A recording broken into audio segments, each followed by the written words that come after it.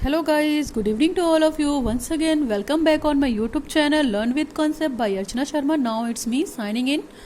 आपको पता है कि हमारा पैडागोजी का सेशन चल रहा था, पैडागोजी ऑफ फिजिकल साइंस. हम उसमें बहुत सारे टॉपिक्स पढ़ रहे थे, जो बचे हुए टॉपिक्स थे हम उनको कंप्लीट कर रहे थे वन बाय वन. और इससे प्रीवियस वाले वीडियो में मैंने सिनेरियो बिल्डिंग डाल दिया का वीडियो अपलोड किया हुआ है. बहुत इंटरेस्टिंग था वो टॉपिक और बहुत इंपॉर्टेंट था और बच्चों को चाहिए था, इसलिए मैंने उस पर वीडियो बना दिया. तो आप उनको देखिए और देखकर जो भी प्रॉब्लम्स हो या जो भी डाउट हो please mention in their comments section. Okay. और इसके बाद हमने पढ़ा था maintenance of register in the lab. Next topic था जो हमारा कि हम अपनी लैब में या लेबोरेटरी में, प्रयोगशाला में रजिस्टर को कैसे मेंटेन करते हैं और क्या क्या रजिस्टर्स बनते हैं हमारी लैब मेंटेनेंस के लिए. ठीक है, उसके बारे में बात की थी. नाउ अब हमारा नेक्स्ट टॉपिक है lab work and safety procedure. ये टॉपिक भी बहुत बहुत बहुत इंपॉर्टेंट है. ठीक है, ये किसी भी उसके लिए हो सकता है, चाहे फिजिकल साइंस का बच्चा हो, चाहे केमिकल साइंस का बच्चा हो, चाहे बायोलॉजिकल साइंस हो या लाइफ साइंस हो, सभी के लिए ये वर्क सेफ्टी प्रोसीजर सेम है. ठीक है, तो आप बायोलॉजिकल साइंस के बच्चे भी लिख सकते हैं. ज़रूरी नहीं है कि हम पैडागोजी और फिजिकल साइंस की सीरीज चला रहे हैं तो केवल फिजिकल साइंस के बच्चे लिखेंगे, नहीं, ये बायोलॉजिकल वाले बच्चे भी यूज़ कर सकते हैं. ठीक है, तो चलिए विदाउट वेस्टिंग अवर टाइम हम आज का टॉपिक स्टार्ट करते हैं. Lab work and safety procedure, यानी कि प्रयोगशाला में जो हम काम कर रहे हैं वो, और उसको सेफ्टी के साथ कैसे करें, उसको प्रोसीजर्स के साथ कैसे करें, है ना. तो ये एक फ्लो चार्ट देख लीजिए, it's just for your information. तो देखिए 5 सेफ्टी एस्पेक्ट्स होते हैं, यहाँ पे मैंने सर्कल बना रखे हैं. तो आप देखिए 5 सेफ्टी एस्पेक्ट में सबसे पहला है सेफ्टी इक्विपमेंट. सेफ्टी इक्विपमेंट मतलब जो भी आप प्रैक्टिकल कर रहे हैं अपनी लैब में, आपके जो इक्विपमेंट हो वो सेफ हो और आप सेफ्टी इक्विपमेंट का यूज़ ज़रूर करिए जब भी आप लैब में काम कर रहे हो. ठीक है. दूसरा है हमारा बायोलॉजिकल सेफ्टी. ठीक है, बायोलॉजिकल सेफ्टी में क्या होता है कि जो हम, जैसे मान लीजिए बायोलॉजी की लैब है तो ब्लड बोन्स वगैरह की काम करते हैं, एयरबोर्न पैथोजेंस वगैरह जो होती हैं, शिपिंग वगैरह होती हैं, तो इस सेफ्टी का भी हमें ध्यान रखना है ना. नेक्स्ट है हमारा केमिकल सेफ्टी. केमिकल सेफ्टी का मतलब है कि जो भी हम डेटा या शीट यूज़ कर रहे हैं लेबोरेटरी में वो स्टैंडर्डाइज हो, है ना, सेफ हो. जितना वो स्टैंडर्डाइज होगा, अच्छी कंपनी का होगा, ऑथेंटिकेट होगा, नॉर्म्स रूल्स रेगुलेशन अच्छे से फॉलो किया होगा, वो बेटर होगा. नेक्स्ट है हमारा रेडिएशन इन द सेंस कि यहाँ पे वेव से है, किरण से है, इसकी भी सेफ्टी होनी चाहिए. और चौथा है हमारा, पांचवा है हमारा फायर सेफ्टी, यानी कि अगर सडनली आग वग लग जाए या कोई इंसिडेंट हो जाए तो उससे सेफ्टी भी होना चाहिए. तो हम ये 5 चीज़ें तो हमें फॉलो ही करनी है, इसीलिए 5 सेफ्टी एस्पेक्ट का मैंने फ्लो चार्ट बना दिया है और आप भी इस फ्लो चार्ट को ऐसे ही बनाइएगा. ये क्या है, एक तरीके की सेफ्टी अवेयरनेस है फॉर क्लिनिकली लेबोरेटरी पर्सनल. जब भी आप लाइब्रेरी में काम कर रहे हैं, इन 5 सेफ्टी के माध्यम से ही काम कीजिए, तभी आप अपने आप को सेफ कर पाएंगे. ठीक है, अदरवाइज आपको लैब में काम करना बहुत मुश्किल हो जाएगा. और लैब जो है, हमेशा लैबोरेटरी में कुछ ना कुछ इंसिडेंट्स होता ही रहता है, क्योंकि हम केमिकल का यूज़ करते हैं. फिर इसके बाद हम बायोलॉजिकल चीज़ों में भी बहुत सारी देखेंगे आप, पैथोजेंस वगैरह होते हैं जो एयरबोर्न शिपिंग वगैरह होती हैं, उनका यूज़ करते हैं. फिर केमिकल का यूज़ करते हैं, है ना, मटेरियल सेफ्टी. तो ये सारी चीज़ों को भी ध्यान में रखना है. टॉक्सिक चीज़ें भी यूज़ करते हैं, तो हमें प्रॉपर वे में, क्या आप एक कह सकते हैं PPE किट, है ना, क्या होता है, ठीक है, पर्सनल प्रोटेक्टिव किट जो आती है, हमें उसको भी यूज़ करना होता है. तो जैसे अभी पेंडेमिक सिचुएशन है जो कोरोना में, तो PPE किट हर डॉक्टर के लिए कंपलसरी है. डॉक्टर ही क्यों, कोई भी बंदा हॉस्पिटल में जिसका अगर मान लीजिए कोई रिलेटिव है या उसके जानने वाला कोई भी पेशेंट्स है, मतलब या फैमिली मेंबर का ही कोई बंदा COVID-19 पॉजिटिव है, तो उसको भी PPE किट पहनने के लिए बोला जाता है ताकि वो बच सके अपने आप को. PPE किट पूरी तरीके से एक इक्विपमेंट होती है जो उसमें पूरी उसकी बॉडी पैक होती है, चाहे उसमें स्पेक्ट्स हों, उसमें ग्लव्स हों, उसमें पूरी बॉडी का एक जंप सूट टाइप का पूरा स्ट्रक्चर होता है. आपने बहुत सारा देखा होगा इस समय पेंडेमिक सिचुएशन में. तो ये 5 सेफ्टी रूल जो हैं आपको ये फॉलो ही करना है और आप इसको ज़रूर लर्न करिएगा, मस्ट लर्न. इसके बिना आपका ये जो टॉपिक है वो इनकम्प्लीट है, तो कृपया आप इसे पढ़ लीजिएगा. ठीक है, ये सेफ्टी अवेयरनेस है और इसका अच्छा सा फ्लो चार्ट बनाइए और आप इसको 1 बाय 1 डिस्कस भी कर सकते हैं if you want in your long question. ठीक है, चलिए तो हम फटाफट पढ़ते हैं. सबसे पहले इन्हीं को एक बार डिस्कस कर लेते हैं, आपको सब पता ही है. Safety equipment, chemical fume hood and biological safety cabinet. देखिए जब भी हम, आपको पता है कि केमिकल का यूज़ करते हैं तो आपको पता है कि उसको अपने फेस से दूर रखना है, अपने आई कांटेक्ट से दूर रखना है. हमें फेस के सामने टेस्ट ट्यूब यूज़ करके या कोई भी केमिकल को क्या करना है, उसके जब भी हम केमिकल का यूज़ करें उसको केवल ऐसे ऐसे करके अंदर की तरफ ना सूंघें, उस टेस्ट ट्यूब को थोड़ा सा दूर रखें और केवल हाथ के माध्यम से उसको एयर को पास करके उसकी स्मेल ले सकते हैं, आप उसके धुएं को सूंघ सकते हैं. लेकिन केमिकल के पास मुंह ले जाकर या अपने नोज को ले जाकर सूंघने की कोशिश करें तो ये गलत होगा, उससे कुछ ना कुछ इंसिडेंस हो जाएगा. नेक्स्ट हमारा केमिकल स्टोरेज इक्विपमेंट. जो भी लाइब्रेरी में है चीज़ें हैं वहाँ पे केमिकल को स्टोर करने के लिए इक्विपमेंट होना चाहिए। ऐसा नहीं हो कि हमें जो भी प्रैक्टिकल हम कर रहे हैं उसका जो भी हमें केमिकल की रिक्वायरमेंट है वो हमारे पास है नहीं, वो इधर उधर फैला हुआ है, तो भी चीज़ें डिस्टर्ब हो जाती हैं ना। तो जो भी प्रैक्टिकल हम करने जा रहे हैं यहाँ पे देखिए कि प्रॉपर वे में जितने भी केमिकल की रिक्वायरमेंट है वहाँ पे इकट्ठा है या नहीं है। फिर इसके बाद है पर्सनल प्रोटेक्टिव इक्विपमेंट। मैंने बोला कि पीपीई किट आप जरूर पहनिए जब भी आप लाइब्रेरी में काम कर रहे हैं ना। जैसे भी जो रिसर्चेज वगैरह होती हैं, सर्वे वगैरह होते हैं, जो ये बड़े बड़े पैथोजन वगैरह हैं, तो सब जगह क्या है पीपीई किट पहनते हैं। क्यों? क्योंकि ये एक्सपेरिमेंट करते हैं और एक्सपेरिमेंट करने के दौरान बहुत सारी चीज़ें घटित हो जाती हैं, घटना हो जाती है, जिसके लिए वो खुद जिम्मेदार होते हैं। ठीक है, तो जब भी आप लैब में एंट्री कीजिए, जो भी आपका लैब असिस्टेंट है या जो भी आपका लैब में हेड टीचर है, जो भी आपको प्रिकॉशन दे रहा है उसे कृपया आप फॉलो कीजिए। नेक्स्ट है हमारा बायोलॉजिकल सेफ्टी। बायोलॉजिकल सेफ्टी में मैंने बताया था आपको जनरल कंसिडरेशन होना चाहिए। स्पिल्स वगैरह जो यूज़ करते हैं उसको सही से यूज़ करिए, उसके लिए आप ग्लव्स वगैरह पहनिए। ब्लड बोन पैथोजन वगैरह हैं, एयर बोन पैथोजन है या शिपिंग है, ये सारी चीज़ें भी आपको प्रॉपर वे में यूज़ करनी है। ठीक है, ग्लव्स जरूर पहनिए आप, एप्रन जरूर पहनिए आप, स्पेक्ट्स लगाइए, गॉगल लगाइए, ये सब चीज़ें भी हैं।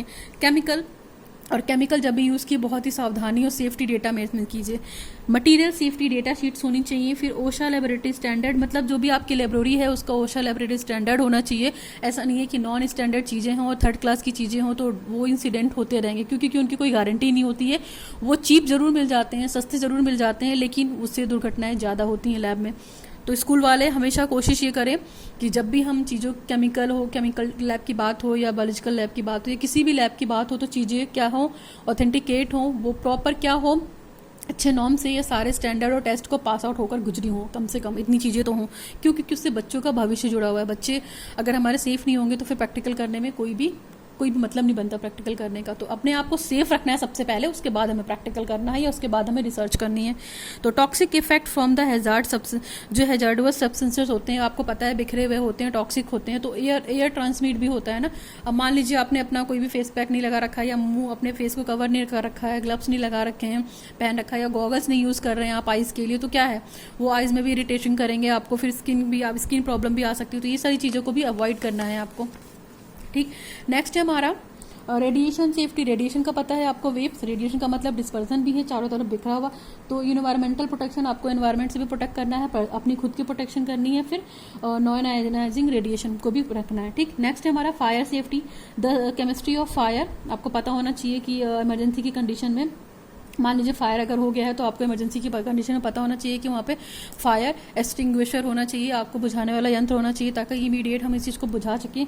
फिर classification of fires, types and applications of fire extinguisher, और आपको ये भी पता होना चाहिए किस टाइप की आग के लिए कौन सा फायर एक्सटिंग्विशर रिस्पॉन्सिबल है। नोट, पीपीई किट का फुल फॉर्म आप जरूर याद रखें, पर्सनल प्रोटेक्टिव इक्विपमेंट, ये आपको जरूर पढ़ना, मतलब इसी को लेकर आपको पूरा प्रैक्टिकल या वो करना है। चलिए, अब ये तो हमने आपको मोटा मोटा बताया कि ये 5 सेफ्टी एस्पेक्ट हैं, इसके बारे में मैंने आपको डिटेल भी बता दिया, 2-3 point. It is enough for you now. अब हम आते हैं अपने मेन टॉपिक पे, इंट्रोडक्शन में पढ़ने की कोशिश करते हैं कि क्या होती है lab safety. Laboratory safety rules are a major aspect of every microbiological lab. देखिए यहाँ पे माइक्रोबायोलॉजी लैब मैंने सिर्फ एज एग्जाम्पल लिखा है, आपकी केमिकल लैब भी हो सकती है, ठीक है, जेनेटिक लैब भी हो सकती है, किसी भी तरीके की लैब हो सकती है जहाँ पे आप प्रैक्टिकल करते हैं। ठीक है, तो सबसे बड़ा क्या होता है, आप अपनी सेफ्टी करिए। सबसे बड़ा एस्पेक्ट या मेजर एस्पेक्ट यही है कि अपने आप को सबसे पहले सेफ करना है। ठीक, each student in microbiological laboratory must follow the specific safety rules and procedure. जो भी बायोलॉजी लैब में स्टूडेंट या लेबोरेटरी में काम कर रहा है, तो जो भी आपकी स्पेसिफिक सेफ्टी नीड्स हैं, जो भी रूल्स हैं, जो भी प्रोसीजर हैं, आपके एक्सपेरिमेंटर ने या आपके जो गाइडर हैं उन्होंने बताया, उसको आप प्रॉपर पहले सुनिए, फिर उसको फॉलो कीजिए, जरूर कीजिए, अदरवाइज तो कुछ भी इंसिडेंट्स हो सकता है। Why is lab safety important, क्यों जरूरी है लैब सेफ्टी, बताइए क्या जरूरत है, हम बिना सेफ्टी के भी तो काम कर सकते हैं ना। नहीं, ऐसा बिल्कुल नहीं करना है, ये गलती आपको बिल्कुल नहीं करनी है। आपको सबसे पहले अपने आप को सेफ रखना है, ठीक है, तब आगे जाकर प्रैक्टिकल करना है। देखिए आपकी लाइफ रहेगी तभी आप आगे कुछ कर सकते हैं, और इंसिडेंट्स हो जाएगा, घटनाएं हो जाएंगी, और अपने आप को सेफ करके नहीं काम करेंगे तो कुछ भी मिस हैपनिंग हो सकती है लेबोरेटरी में। ठीक है, तो इसलिए सबसे पहला जो प्रायोरिटी है वो खुद को सेव करना है। Save your self. Lab safety rules and symbols are needed to so that the students do not injure themselves on their classmates। ठीक है, देखिए लैब सेफ्टी रूल्स और सिंबल्स आपको फॉलो करना इसलिए ज़रूरी है क्योंकि देखिए आप खुद भी इंजर्ड नहीं होंगे और सामने वाले को भी इंजर्ड, आपकी जो क्लासमेट्स हैं जो भी प्रैक्टिकल कर रहे हैं उसको भी इंजर्ड होने से बचाएंगे, है ना। तो इसलिए आप खुद भी जानिए इस चीज़ को और सामने वाले को शेयर भी कीजिए। लैब सेफ्टी रूल्स क्या क्या होते हैं, देखिए सबसे पहले फटाफट पढ़ते हैं। Water protective clothing, water protective wear protective clothing. सबसे पहले आपको क्या करना है, जो भी आप पहन रहे हैं आप अपने आप को प्रोटेक्ट करने के लिए पहने, तो सबसे पहले गॉगल्स जरूरी है, ग्लव्स जरूरी है। देखिए goggles are essential, gloves are essential, lab coat या एप्रन जरूरी है, फिर शूज पहनने होना चाहिए। कोई भी ओपन सैंडल या स्लीपर पहन के आप लेबोरेटरी में मत जाइए, क्योंकि देखिए केमिकल कभी भी मान लीजिए बर्न कर रहे हैं तो एक्सप्लोर होकर आपके फुट पे गिर गया तो फुट डैमेज हो सकता है, पैर खराब हो सकता है आपका, है ना। तो आप बिल्कुल पैक शूज पहन कर जाइए। फिर सेफ्टी ग्लासेस का यूज कीजिए, ग्लासेस जो आते हैं बड़े वाले, ठीक है, जिन पे क्या होता है रेस का इफेक्ट नहीं होता है, ठीक है। टू अवॉइड स्प्लैशेस, जो मतलब आप फ्लेम वगैरह यूज करते हैं, जैसे हाई फ्लेम हो जाता है कभी कभी सडनली केमिकल बॉयल करते करते, तो इन सब चीजों से क्या होगा, ये जो आपकी प्रोटेक्टिव क्लोथिंग है ये ना, ये हेल्प करेगी। ओके, तो पहला पॉइंट आप जरूर याद रखें, वियर प्रोटेक्टिव क्लोथिंग। सबसे पहला रूल तो आपको यही कहता है और यही प्रिकॉशन है। चलिए now we come to the next point, number 2 point है laboratory personnel should not wear the sandals. हमने आपको बोला कि आपको सैंडल नहीं पहनना है, कोई भी ओपन स्लीपर नहीं पहनना है, कोई भी ओपन हील वाले सैंडल को नहीं पहनना है आपको, बिल्कुल आपका पैर जिसमें कवर है वैसे आपको जूते या शूज पहनने हैं। नेक्स्ट हमारा do not wear the jewellery, किसी भी तरीके का ज्वेलरी या ऑर्नामेंट वाला आइटम नहीं पहनना है आपको, उससे क्या होता है, उससे भी इंसिडेंट्स या एक्सीडेंट होने का खतरा रहता है। नेक्स्ट है do not wear the loose और बैजी क्लोथिंग, आपको बहुत ज्यादा ढीले ढाले लटकने वाले कपड़े नहीं पहनने हैं कि कुछ इधर से लटक रहा है, आप प्रैक्टिकल कर रहे हैं तो आपकी स्लीप्स वहां पे चली गई और आग भी लग गई, तो इस तरह की चीजें नहीं आपको करनी है। बैगी क्लोथिंग बिल्कुल नहीं करनी है, एकदम फिट कपड़े पहनने हैं, उसके बाद उसको एप्रन पहनना है। अवॉइड टचिंग ऑब्जेक्ट्स, ठीक है, अवॉइड टचिंग ऑब्जेक्ट्स में जैसे पेंसिल हो गया, पेंसिल को आपको नहीं छूना है, सेलफोन को दूर रखना है, दरवाजे के हैंडल को नहीं छूना है। वाइल वियरिंग द ग्लव्स, जब भी आप ग्लव्स पहन के प्रैक्टिकल करें तो आप चीजों को क्या करें, अवॉइड करें। पेंसिल मत छूइए, अपना सेलफोन किनारे रख दीजिए, अपना जो भी मटेरियल आप लेकर आए हैं, चाहे वो बैग हो आपका, तो आप एक जगह प्रॉपर वे में रख दीजिए और हैंडल वगैरह भी मत छूइए, आपने जब अपने ग्लव्स को पहन लिया है, ठीक है। नेक्स्ट है हमारा pencils, labels or any other materials should never be placed in your mouth. और दूसरी चीज, पेंसिल को अपने मुंह में मत डालिए, ठीक है, और जो भी आपका अदर मटेरियल है जिससे आप प्रैक्टिकल करने की कोशिश कर रहे हैं तो उसको अपने मुंह के आसपास भी मत रखिए, ठीक है। नेक्स्ट है हमारा caution must be taken when using gas burners, be sure gas burners are turned off when finished, ठीक है। जब भी आप चीजों को गर्म करने के लिए या किसी केमिकल को प्रैक्टिकल या गैस को गर्म करने के लिए बर्नर यूज कर रहे हैं तो बहुत ही कॉशन के साथ यूज कीजिए। और जब भी आपका प्रैक्टिकल फिनिश होता है, यानी कि आपको हीट करने वाला काम अगर खत्म हो जाता है तो उसे फटाफट क्या कीजिए, आप बंद कर दीजिए, उसको बर्नर को टर्न ऑफ कर दीजिए। Now long hair must be tied back और covered to minimize fire hazard या कंटामिनेशन ऑफ एक्सपेरिमेंट। जो भी आपके लंबे बाल हैं आप उसे प्लीज ओपन मत रखिए, क्लच मत लगाइए, उसको प्रॉपर वे में बांध कर उसको टाई अप कर लीजिए और कवर कर लीजिए, ठीक है। आप चाहे तो मास्क भी पहन सकते हैं, अगर आप कंफर्टेबल नहीं है तो आप पूरी तरीके से आइस को छोड़कर आइस में ग्लव्स लगा लीजिए और पूरे तरीके से आप अपने कपड़ों को कॉटन के कपड़े हो ना, सिंथेटिक कपड़े ना हो, क्योंकि इसमें आग फटाफट पकड़ती है। तो कॉटन के जो कपड़े होते हैं थोड़े से कूल होते हैं, कंफर्टेबल होते हैं, तो आप कॉटन के पूरे मास्क को भी अपने फेस को कवर करने के लिए यूज कर सकते हैं, ठीक है, जब भी आप एक्सपेरिमेंट कर रहे हैं फायर वाला। नेक्स्ट हमारा डू नॉट ईट फूड और drink water in the lab. आप लाइब्रेरी में कुछ भी खाएंगे नहीं और कुछ भी पिएंगे नहीं। ड्रिंक का मतलब यहाँ से कोल्ड ड्रिंक है, ठीक है, कोल्ड ड्रिंक वगैरह हो गया, तो आप कोल्ड ड्रिंक नहीं यूज़ करेंगे, ना वाटर यूज़ करेंगे, क्योंकि देखिए आपने सारी चीज़ें पहन रखी हैं, उसके बाद आप उसको छुएंगे तो वो भी क्या है, आपके गले में जाओ, वहाँ पे बहुत सारे एसिड्स होते हैं जो फ्यूमिंग होते हैं, फैले होते हैं, तो हमारे गले में कहीं ना कहीं जाएंगे जब भी हम कुछ खाएंगे और पिएंगे, तो आपको वहाँ पे कुछ भी खाना और पीना नहीं है। नेक्स्ट हमारा do not use lab glassware as food for water containers, ठीक है। जब भी आप जो भी ग्लास वेयर कर रहे हैं तो आप कोई भी फूड खाने की कोशिश मत कीजिए, जब आपने पहन रखा हुआ है तो उसको अवॉइड कीजिए, ठीक है, वाटर कंटेनर्स को। प्रोटेक्ट योर हैंड सेफ्टी, आप अपने हाथ को सुरक्षित रखिए ग्लव्स पहनकर, ठीक है। नेक्स्ट है हमारा wash hand after every lab, जब भी आप अपना प्रैक्टिकल खत्म करें, ठीक है, हर प्रैक्टिकल के बाद या हर लाइब्रेरी के पीरियड के बाद अपने हैंड को वॉश कीजिए। Handle glassware sharp tool and heated containers को, जब भी आप टेस्ट ट्यूब से किसी गैस को या किसी केमिकल को हीट कर रहे हैं तो आप टेस्ट ट्यूब होल्डर आता है उसको लीजिए और जो आपका टूल हो वो प्रॉपर अच्छे से हो, ताकि वो क्या करे, टेस्ट ट्यूब को होल्ड करके रख सके। फिर इलेक्ट्रिकल सेफ्टी का भी ध्यान रखिए कि कुछ इंसिडेंट्स ना हो जाए, है ना। जब अगर आपको पता नहीं है तो आप उसको मत छूइए, ठीक है। आप अपने जो आपका कराने वाला प्रैक्टिकल कराने वाला जो है टीचर है, आप उससे पूछ सकते हैं, जो भी लैब असिस्टेंट है। नेक्स्ट है हमारा unplug electrical equipment after use, जब भी आपका प्रैक्टिकल का काम खत्म हो जाए या आपका इलेक्ट्रिक का काम खत्म हो जाए, जिससे आप कोई अपरेटस यूज कर रहे हैं तो उसमें इलेक्ट्रिसिटी लग रही है, ठीक है, तो उस इलेक्ट्रिसिटी को आप तभी तक यूज कीजिए जब तक आपको उस इक्विपमेंट की जरूरत है, उसके बाद आप उसको बंद कर दीजिए। नेक्स्ट है keep all electrical cords and wires away from water, और जितने भी इलेक्ट्रिकल कॉर्ड्स या वायर्स वगैरह होते हैं उसको आप पानी से दूर रखिए क्योंकि करंट लगता है, ठीक है, आपको पता है। नेक्स्ट है हमारा केमिकल सेफ्टी, जब भी आप केमिकल का प्रयोग करें तो आप प्रॉपर तरीके से कवर्ड रहें और थोड़ा सा दूर रहकर प्रैक्टिकल करें, ठीक है। अपनी बॉडी से चीज़ों को दूर रख के करने की कोशिश कीजिए, बॉडी के पास रखिए नहीं। नेवर टच, टेस्ट और smell of chemical unless instructed to do so, और कभी भी आप जो भी आप प्रैक्टिकल कर रहे हैं चाहे आपका पाउडर के फॉर्म में या गैस के फॉर्म में हो तो उसको आप टच करने की या टेस्ट करने की या स्मेल करने की गलती ना करें, और स्मेल करना भी है तो अपने नोज से काफ़ी डिस्टेंस रख के गर्म कीजिए, और आप उसको एयर के थ्रू करिए, अपने हाथ से एयर को पास कीजिए तब उसकी स्मेल ले सकते हैं, लेकिन वो भी दूर रहकर, है ना, पास रहकर मत कीजिएगा, अदरवाइज ब्रोंकाइटिस या नेजल चीज़ों से प्रॉब्लम हो सकती है। नेक्स्ट है हमारा never mix chemical unless instructed to do so, और कभी किसी भी 2-3 केमिकल को मिक्स करना हो तो आप बिना किसी इंस्ट्रक्शन के, बिना किसी प्रिकॉशन के आप उसको मिक्स मत करिए। Keep lids on the chemical container when not in, जब भी आपका केमिकल कंटेनर्स को बंद रखिए जब आपका काम खत्म हो जाए, ठीक है।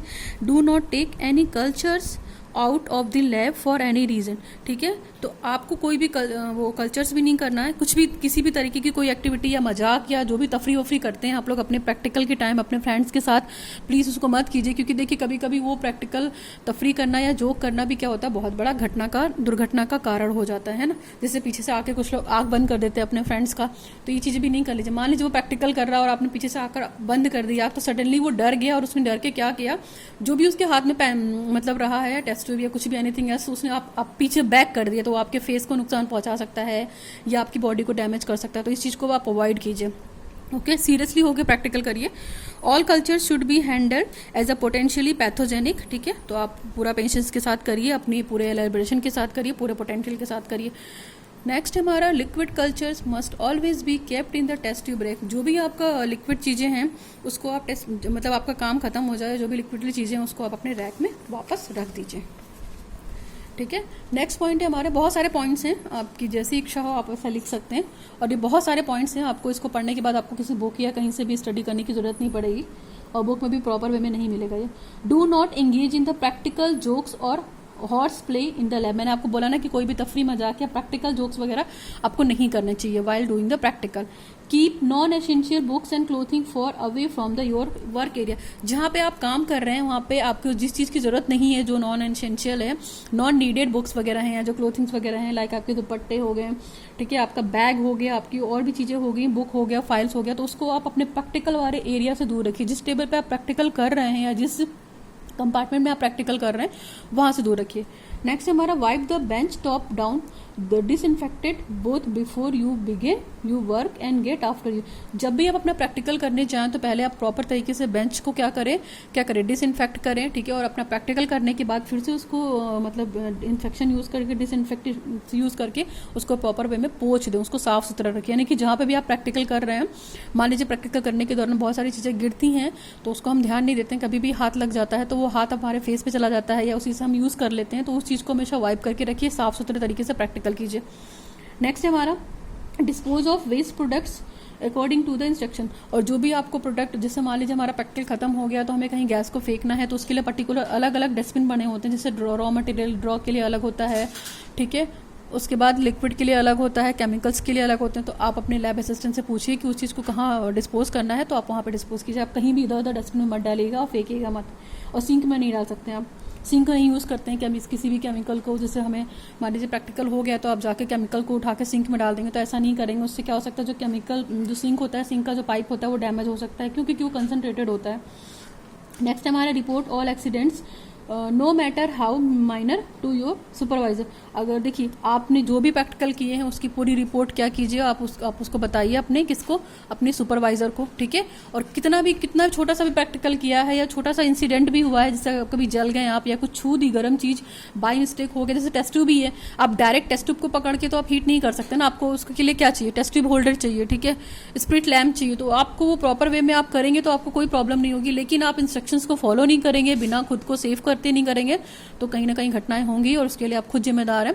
तो आप बड़े हैं, मैच्योर हैं, अपने आप को सेफ रखिए, उसके बाद प्रैक्टिकल करिए, प्रैक्टिकल करने में भी मजा आती है।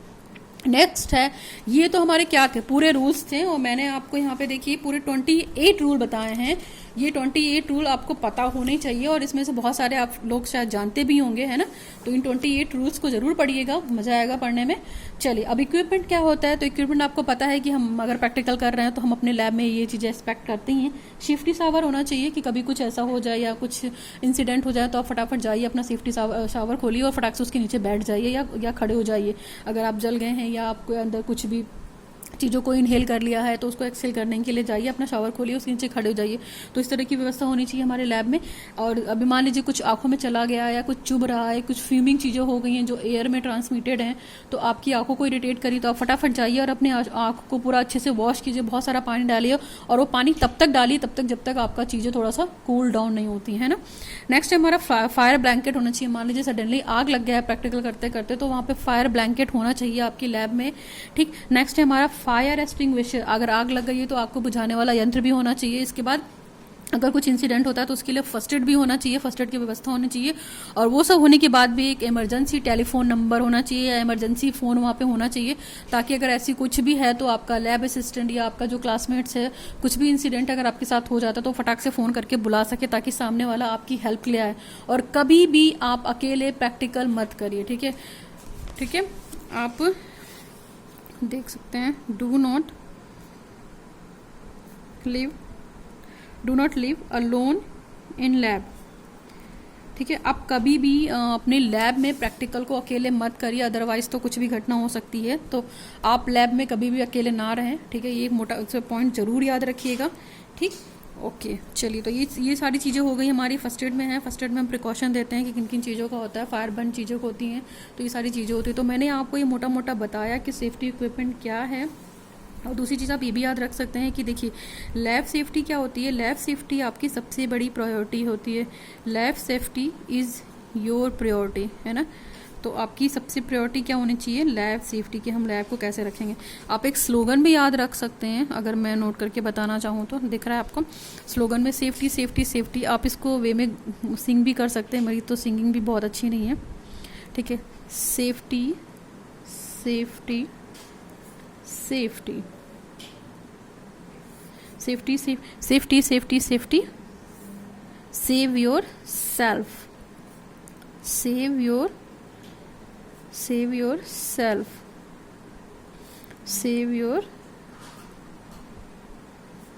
सेल्फ। आप इसको 3 टाइम लिख सकते हैं, ठीक है। तो आप इस तरह इसको सिंग भी कर सकते हैं, safety safety safety, save your self, save your self, save your self, ठीक है। तो आप ये स्लोगन भी यूज़ कर सकते हैं वाइल डूइंग द प्रैक्टिकल, ठीक है। स्लोगन तो safety safety safety, save your self, safety safety safety, save your self, save your self. Otherwise आप प्रैक्टिकल नहीं कर पाएंगे, तो आप इस सॉन्ग के माध्यम से या स्लोगन के माध्यम से भी ये चीज़ें यूज़ कर सकते हैं। और लैब सेफ्टी में सबसे बड़ी प्रायोरिटी आपकी यही होनी चाहिए। तो ये तो था आपका लैब सेफ्टी प्रोसीजर्स रूल। कोई भी दिक्कत हो तो आप मुझे पूछिएगा, है ना। और मोटा मोटा मैंने आपको बताया कि जब भी आप लैब में एंट्री करें तो चीज़ों को सिस्टमेटिक वे से रखिए, है ना। सिस्टमेटिक वे से अपनी चीज़ों को रखिए, सिस्टमेटिक वे से चीज़ों को रखिए, ठीक है। और इंस्ट्रक्टर की बात मानिए, इंस्ट्रक्टर की आप बात मानिए, ठीक है। इसके बाद follow the system, follow the lab safety rule, lab safety rule, ठीक है। इसके बाद नेक्स्ट है हमारा वियर PPE किट। इसको तो आप ज़रूर पहनिए, क्योंकि जब भी आप काम करेंगे, क्या ये पर्सनल प्रोटेक्टिव किट, तो इनके बिना आप कोशिश भी मत कीजिए प्रैक्टिकल करने को। और मैंने जो स्लोगन बताया आपको, safety safety safety, save your self, save your self, save your self, आप इसको ज़रूर याद रखिए, ठीक है। मैंने यहाँ पे नोट करके लिख दिया हुआ है, देखिए, safety safety safety, save your self, save your self, save your self, save your self. आप अपने आप को बचाइए और सेफ्टी के साथ प्रैक्टिकल में करिए। और lab safety is your priority, और मैंने आपको बता ही दिया है, ये स्लोगन था, ठीक है। आप चीज़ों को सिस्टमेटिक वे में यूज़ करिए, फिर इंस्ट्रक्शन की चीज़ों को फॉलो कीजिए, फिर जो भी लैब सेफ्टी रूल्स रेगुलेशन है, प्रिकॉशन है, उसको फॉलो कीजिए। और PPE किट तो मस्ट है पहनने के लिए, तो इसको आप करिए, इनके बिना आप प्रैक्टिकल नहीं कर सकते हैं। नेक्स्ट है हमारा ठीक, तो ये ओवरऑल था हमारा life safety equipment. Life safety equipment होने ही चाहिए आपको, ठीक है। सेफ्टी शॉवर हो, आई वॉश हो, फायर ब्लैंकेट हो, एक्सटिंग्विशर हो, फर्स्ट एड हो, इमरजेंसी टेलीफोन हो। और मैंने 24 रूल्स बता दिए हैं पूरे आपको, एज इट इज़ पूरे अच्छे से डिस्क्राइब भी कर दिया है। ऐसा नहीं कि मैंने सिर्फ रीड कर दिया है, लेकिन एज इट इज़ डिस्क्राइब भी करने की कोशिश की है। तो होपफुली आपको बहुत अच्छे से समझ में आया होगा लाइफ सेफ्टी रूल। ओके, और इंट्रोडक्शन दिया मैंने इस टॉपिक को, और उससे भी पढ़ने से पहले मैंने आपको सेफ्टी क्या बताया, सेफ्टी आपको एस्पेक्ट बताएं कि हमारे कौन से 5 सेफ्टी एस्पेक्ट हैं जिनको हम लेके चल सकते हैं। तो यू मस्ट रिमेंबर, इसको आप ज़रूर कीजिए, ठीक है। सो आज के लिए बस करते हैं। अगर आपको वीडियो थोड़ा भी हेल्पफुल रहा हो तो प्लीज़ इसको लाइक कीजिए, शेयर कीजिए लोगों तक, ओके। और मेरे चैनल को सब्सक्राइब कीजिए, learn with concept bye Archana Vishwakarma, okay. तो हम यहाँ पे कॉन्सेप्ट के साथ पढ़ रहे हैं, तो और पेडागोजी की सेशन को अगले वीडियोस में कंटिन्यू करेंगे। और अपने अगर वीडियोस नहीं देखे मैं पहले वाले के, तो प्लीज़ आप उन वीडियोस को देखिएगा, ठीक है।